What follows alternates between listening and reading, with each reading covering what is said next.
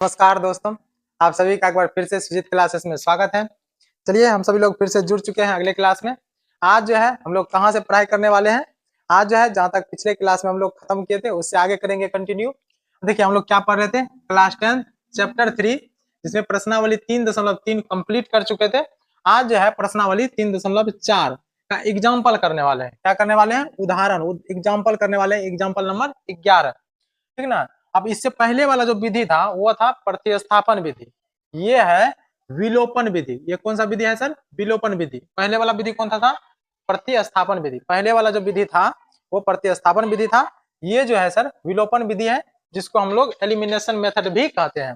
विलोपन का मतलब क्या होता है कि जैसे x प्लस वाई बराबर कुछ भी दिया हुआ 10, x माइनस वाई बराबर 5, तो एक को जो है दो चर में से एक चर को किसी को एक को हटा देना है, या मतलब गायब कर देना, विलुप्त कर देना है।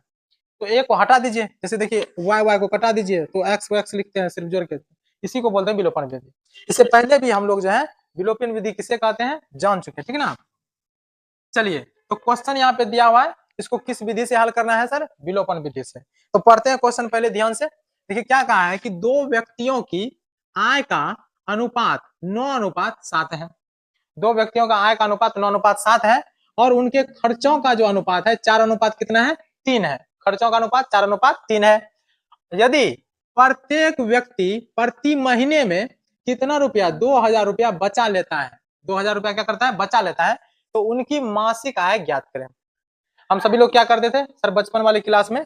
जो आय जो रहता था, आय या कुछ भी रहे, अगर अनुपात में रहता था, जैसे देखिए यहाँ आय जो है इसका अनुपात में दिया हुआ है और खर्चों का जो भी है अनुपात में दिया हुआ है, तो खर्च और आय जो है दोनों अनुपात में दिया हुआ है। तो हम लोग इसको ज्यादातर एक्स के टर्म में कर लेते थे, या मतलब एक्स के रूप में मान के उसको एक्स में बदल देते थे। तो हम लोग मान लेते हैं कि माना माना सोल्यूशन की ओर कैसे बढ़ेंगे हम लोग कि माना अनुपातिक संख्या, माना कि अनुपातिक संख्या, क्योंकि देखिए यहाँ दो चर में लेना है सर, तो अनुपातिक संख्या एक्स और वाई मान लेते हैं। संख्या क्या क्या है?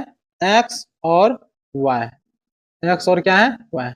आप चाहे तो इसको ऐसे भी लिख सकते हैं कि माना कि अनुपातिक आय जो है एक्स है और अनुपातिक खर्च जो है वाई है, तो आप अनुपात में उसको लगा सकते हैं। क्योंकि यहाँ पे देखिए दो व्यक्ति है। कितना व्यक्ति है? दो व्यक्ति। तो पहला व्यक्ति शॉर्टकट में हम लिख देते हैं कि पहला व्यक्ति, तो पहला व्यक्ति का जो है आय, आय का अनुपात दिया हुआ है, तो फर्स्ट वाला जो है ये हो जाएगा 9x, और दूसरा जो व्यक्ति है दूसरा व्यक्ति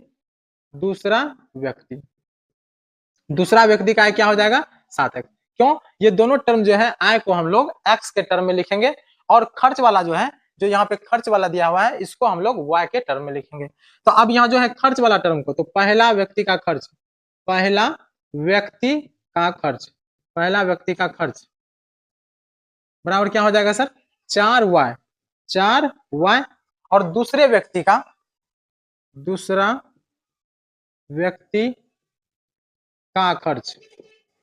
खर्च क्या हो जाएगा सर? 3 गुना y, तो 3y। ठीक ना। ये मान लिया माना कि अनुपातिक संख्या x और y है, तो आय को 9x मतलब x में डाइवर्ट मतलब बदल दिए हैं, और खर्च को जो है हम लोग y में कर दिए हैं। अब देखिए कहा है कि वह प्रति महीने में 2,000 रुपया बचा लेता है, मतलब बचत कर लेता है जितना कमाया है। अगर मान के चलिए एग्जाम्पल के रूप में कि हम महीना में 500 रुपया कमाए, ठीक ना, इसमें से जो है 500 रुपया मतलब पूरा मंथली जो है मेरा इनकम है, आय है। क्या है? आय है, इनकम हुआ। अब इसमें से मान के चलिए कि हम 200 रुपया खर्च कर दिए। 200 रुपया क्या किए? खर्च किए। तो अब मेरे पास कितना रुपया बचा सर? तो कितना बचा? 500 में से 200 को माइनस कर दीजिए, तो 300 रुपया क्या हुआ सर? मंथली बचत हुआ। मंथली क्या हुआ? बचत हुआ। तो बचत बराबर हम लोग ये कह सकते हैं कि सर आय माइनस खर्च होता है। कह सकते हैं, आसानी से फॉर्मूला निकाल सकते हैं, समझे कि बचत बराबर, या तो बोल सकते हैं ना सर कि आय में से खर्च को हटा दीजिए तो हो जाएगा कम। तो आय का देखिए, आय सॉरी यहाँ बचा जो है, बचत जो है उसका 2,000 रुपया मंथली है। तो बचत बराबर ये सूत्र लागू कर सकते हैं हम लोग कि बचत बराबर, ये जो है इसको समीकरण में बदलने के लिए ऐसे करेंगे हम लोग, बचत बराबर आय माइनस क्या करेंगे? खर्च। आय माइनस खर्च। तो देखिए बचत कितना रुपया करता है? 2,000 रुपया प्रति महीने। कितना रुपया बचा लेता है? 2,000 रुपया। दोनों व्यक्ति अलग अलग। आय जो है पहला वाला व्यक्ति का आय क्या है? 9x, तो 9x माइनस खर्च जो है पहला वाला का 4y, तो 4y समीकरण 1, बाकी नहीं। अब दूसरे में देखिए सेम दूसरा वाला कंडीशन, तो दूसरा वाला भी बचत तो इतना ही करता है 2000 रुपया, तो 2000 रुपया ये भी बचत कर लेता है बराबर। इसका कंडीशन क्या है कि देखिए आय जो है इसका क्या है 7x माइनस खर्च क्या है 3y, समीकरण 2। समझे कि नहीं समझे सर? समीकरण बहुत आसान है, बहुत आसान है, ज्यादा दिमाग नहीं लगाना है, ठीक है ना, बहुत इजी है, और थोड़ा सा दिमाग लगा करके भी बना सकते हैं, कुछ खास ज्यादा नहीं। अब इसको किस विधि से हल करना है सर? विलोपन विधि से। किस विधि से? विलोपन विधि। तो विलोपन विधि से कैसे हल करेंगे?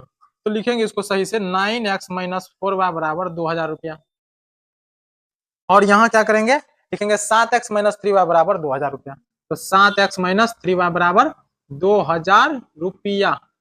अब विलोपन विधि में क्या करते हैं सर? तो जब आपको एक मान के चलिए इन x और या y में से मतलब दो चर में से एक चर को गायब करना है, आपको हटाना है, तो आप दोनों में से किसी को भी हटा सकते हैं। हम लोग ज्यादातर क्या करते हैं कि y वाला को ही हटा देते हैं ताकि x वाला बचा रहे, तो उधर मान निकल। ऐसा नहीं है, हो सकता है कि y को ही हटाना पड़े, जरूरी नहीं है। आप चाहें तो x को भी हटा सकते हैं, y को रहने दीजिए, x को हटा दीजिए, फिर मान निकाल लीजिए बाद में। तो आप किसी का भी कर सकते हैं। तो एक बार जोड़, या तो जोड़ने पर लिखते हैं हम लोग, या तो समीकरण 1 और 2 को जोड़ने पर लिखते हैं। अगर जोड़ेंगे तो सब में क्या करेंगे? जोड़ करेंगे। ऑलरेडी यहाँ पे अगर प्लस माइनस लगा रहेगा तब करेंगे हम लोग कि समीकरण 1 और 2 को जोड़ने पर। लेकिन अगर नहीं जुट रहा है या बराबर नहीं, पहले तो बराबर करेंगे दोनों को, फिर अगर जुट नहीं रहा तो फिर लिखते हैं घटाने पर, अगर जुटने पर जोड़ने पर नहीं है तो घटाने पर। अब यहाँ देखिए, यहाँ क्या है सर, ये दोनों बराबर रहना चाहिए। बराबर मतलब अगर 4 यहाँ है तो यहाँ भी 4 रहना चाहिए, तब ही कटाएंगे। यहाँ बराबर तो दिख ही नहीं रहा, तो कैसे कटाएंगे? क्या करेंगे, अगर इसका मल्टीप्लाई यहाँ कर देते हैं और इसका मल्टीप्लाई यहाँ कर देते हैं, तो 4 से अगर यहाँ मल्टीप्लाई करेंगे तो 4 तिया 12 हो जाएगा। अगर 3 का मल्टीप्लाई यहाँ कर, 3 चौक 12 मतलब बराबर हो जाएगा। तो चलिए कर देते हैं 3 का मल्टीप्लाई यहाँ और 4 का यहाँ, ठीक। अब देखिए 3 गुना 9 करेंगे तो 9 तिया 27 x माइनस 3 गुना 4 12 बराबर 3 दूना 6 मतलब 6000 रुपया। अब सर आप सोचिएगा कि भैया आप बोले कि यहाँ गुना करना है तो आप यहाँ काहे कर रहे हैं सर, तो बड़ा लफड़ा लग गया। तो भैया जब हम अपने मन से यहाँ मल्टीप्लाई कर रहे हैं तो इसमें पूरा में करना पड़ता है, ठीक है ना, तो कंप्लीट में करना पड़ेगा, ठीक। और इसमें भी पूरा कंप्लीट में, तो 7 चौके कितना हो गया सर 28 x माइनस 4 तिया 12 बराबर 4 दूना 8000। लेकिन देखिए सर दोनों माइनस में ही है, बराबर तो हो गया, एक कम तो हो गया, दोनों माइनस में है, लेकिन दोनों माइनस में तो दोनों को तो दोनों माइनस में दोनों जुड़ जाएगा, दोनों प्लस में रहेगा, जुड़ जाएगा, कटेगा कैसे? तो एक माइनस में है तो एक को प्लस करना पड़ेगा, तो चिन्ह लगाते हैं हम लोग, ठीक है ना, नीचे में, यहाँ नीचे में चिन्ह लगाते हैं। तो चिन्ह कैसे लगाते हैं? अगर यहाँ प्लस है तो माइनस का, यहाँ माइनस है तो प्लस का, यहाँ प्लस है तो माइनस का, अगर प्लस रहता है तो माइनस, माइनस रहता है तो प्लस करते हैं। अब इसको कटा दीजिए, या तो पहले लिख दीजिए समीकरण 1 और 2 को जोड़ने पर, यही लिख दीजिए जोड़ने पर, बगल में जोड़ने पर या घटाने पर भी लिख सकते हैं। अब देखिए यहाँ तो माइनस प्लस है तो इसको कटा दीजिए, माइनस 27 में से माइनस 28 माइनस x बराबर, यहाँ देखिए 8 में से 6 को घटा दीजिए तो माइनस 2000 रुपया, मतलब x बराबर कितना आ गया? x बराबर 2000। तो क्या आ गया सर? आया कि नहीं आया? तो बोला क्या गया था सर? तो उनकी मासिक आय ज्ञात करें। खर्च के बारे में नहीं बताया है, खर्च के बारे में नहीं पूछा कि खर्च कितना है, आय को बताना है। तो आय तो हम लोग सिर्फ इसमें बता सकते हैं, एक्स का मान ही निकाल करके, वाई निकालने का जरूरत ही नहीं है।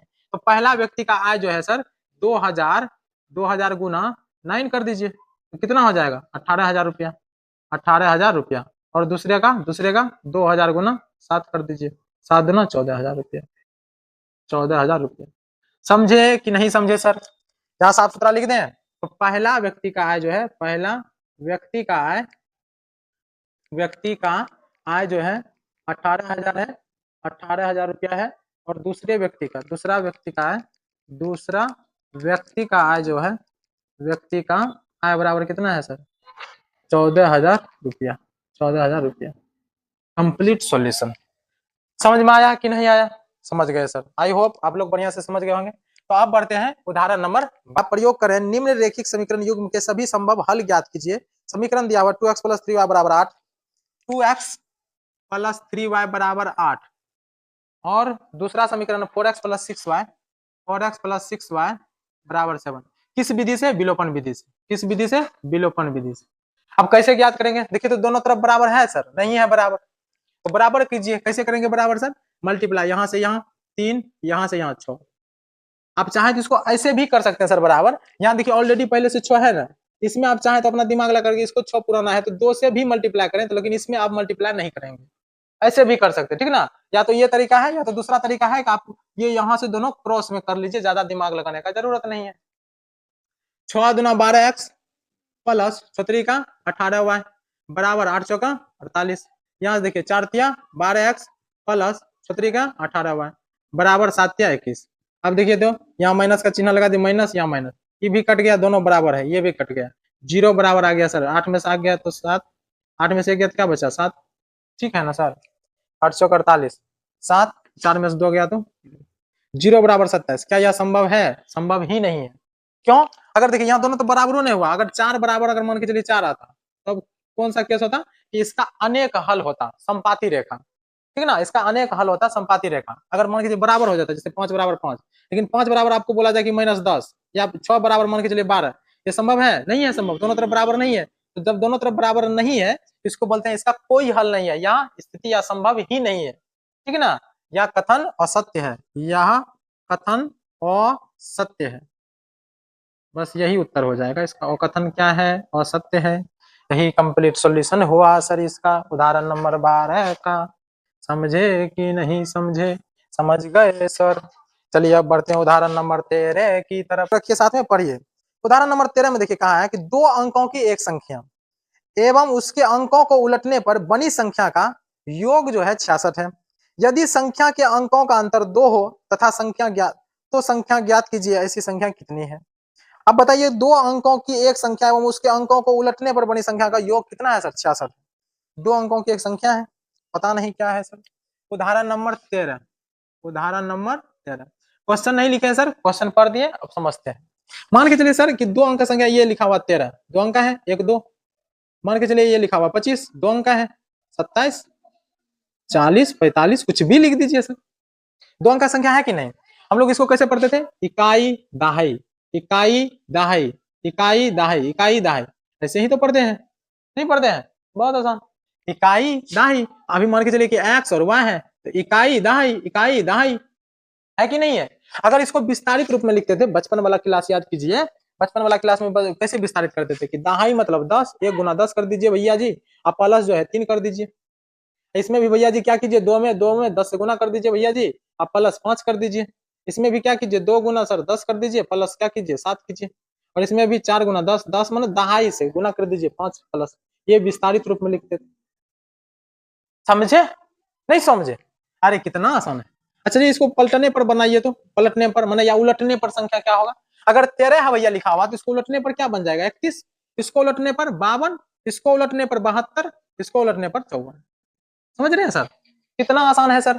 अब अगर इसमें क्या है, इकाई दहाई, तो इकाई की जगह पर इसको विस्तारित रूप में 3 गुना 10 प्लस 1, अब इसमें सर 5 गुना 10 प्लस 2, अब इसमें सर 7 गुना 10 प्लस 2, अब इसमें 5 गुना 10 प्लस 4।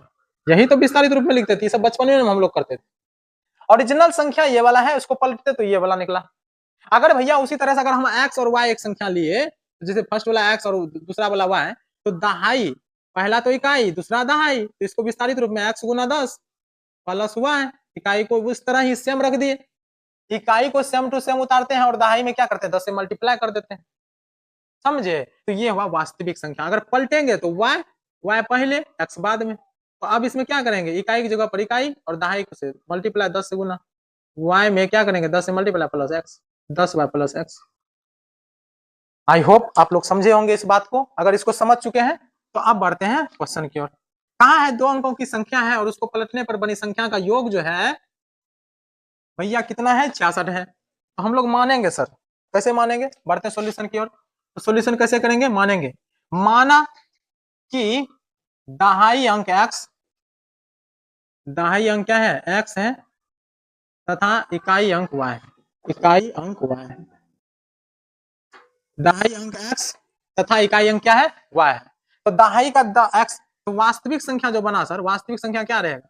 क्या मान ऐसे भी लिख सकते हैं 2 अंकों की संख्या, माना कि 2 अंकों की संख्या x तथा y है, ठीक है ना, तो एगो x और एगो y। तो वास्तविक संख्या क्या होगा, वास्तविक संख्या, तो वास्तविक संख्या बोले क्या, विस्तारित रूप में। तो देखिए x अगर y लिखेंगे तो x y 2 अंकों की संख्या यही तो होगा ना। इसको विस्तारित रूप में कैसे लिखेंगे, 10x प्लस y, क्यों? क्योंकि 10 से मल्टीप्लाई कर दीजिए x में। अब पलटने पर बनी संख्या, पलटने पर बनी संख्या, वास्तविक संख्या एक्स वाई, तो पलटने पर बनी संख्या, पलटने पर बनी संख्या, पलटने पर बनी संख्या, या इसी को बोल सकते हैं उलटने पर बनी संख्या, ठीक है ना, उलटने पर बनी संख्या बराबर। तो y इधर x इधर, अब मल्टीप्लाई 10 इधर से, y गुना 10 plus x, 10y plus x लिख सकते हैं कि नहीं सर? समझे कि नहीं समझे? बहुत आसान है, बहुत आसान है।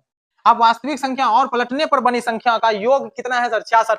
तो 10x प्लस y प्लस पलटने पर बनी संख्या 10y प्लस x बराबर कितना है? 66। समझे? एकदम समझ गए सर। तो अब y वाला को जोड़ दीजिए, x वाला को जोड़ दीजिए, तो 10x plus x 11x plus y 10y 11y बराबर कितना? 66। 11 दोनों में मल्टीप्लाई, सॉरी कॉमन में है, कॉमन में है, बाहर निकाल लीजिए। तो x प्लस क्या हो जाएगा सर? y बराबर 66। यहां से काट दीजिए इसको 6 बार, x प्लस y बराबर समीकरण 1 6, x प्लस y बराबर 6 समीकरण 1। अब दूसरा समीकरण कहाँ है सर? दोनों संख्याओं का अंतर जो है, यदि संख्या के अंकों का अंतर क्या है? 2 है, तो अंकों का अंतर तो माना ये संख्या जो है ये एक्स वाई है, इसका अंतर जो है x माइनस वाई बराबर क्या है? 2, समीकरण 2।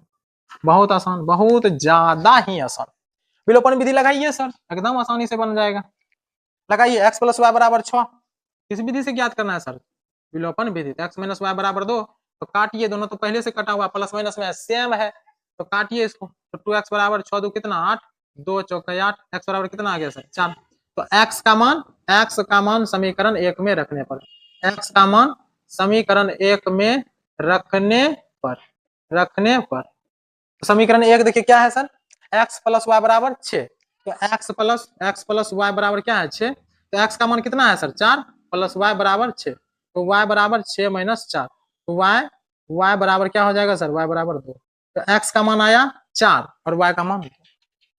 वास्तविक संख्या क्या निकला सर? वास्तविक संख्या अगर x y में लिख सकते हैं तो देखिए x y माने ये क्या है? x y माने x के जगह पर 4 और y के जगह पर 2, 42।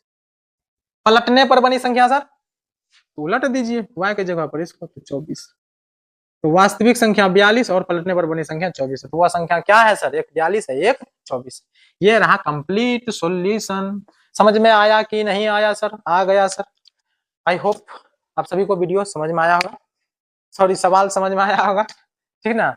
आज यहीं तक रहने देते हैं, और आप सभी को अगर वीडियो अच्छा लगता है तो प्लीज लाइक करें, चैनल को सब्सक्राइब करें और अपने दोस्तों में भी शेयर करें। धन्यवाद।